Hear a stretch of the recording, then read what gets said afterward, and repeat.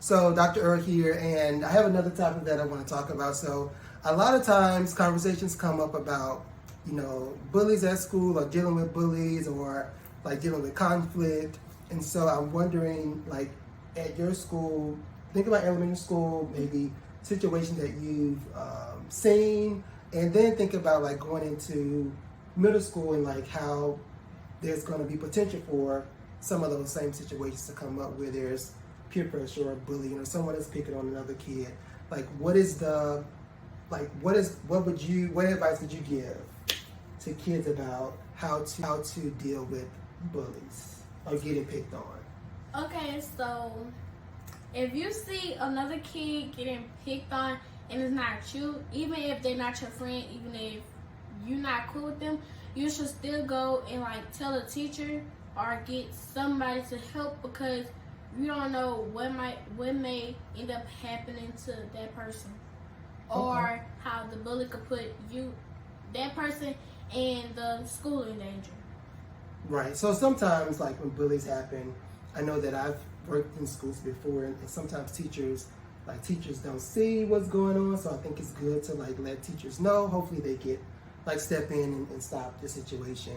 And sometimes, even if a teacher does step in, like it continues and it could like escalate to like fighting or something like that. Mm-hmm.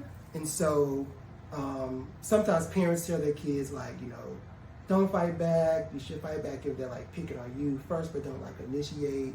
And so like, what are your thoughts on that? Or even what like does the teacher or the school, do they say like, okay, this is what you should do with bullying? It's been a long time since I've been in school, so like, what is like, how does the school handle situations when it comes to like bullying?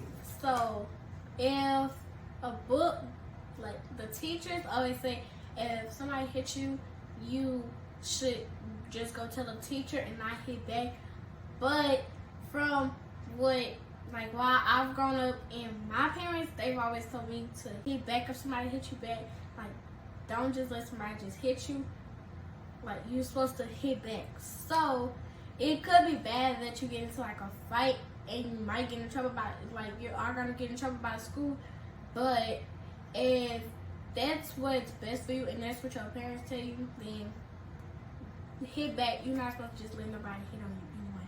So I like, as a therapist and psychologist, like I hear all of your points that you said, and one is just like making sure that you stand up for yourself and protect yourself. And sometimes in situations with bullying, that is the only way that you could stop and prevent the bullying from happening.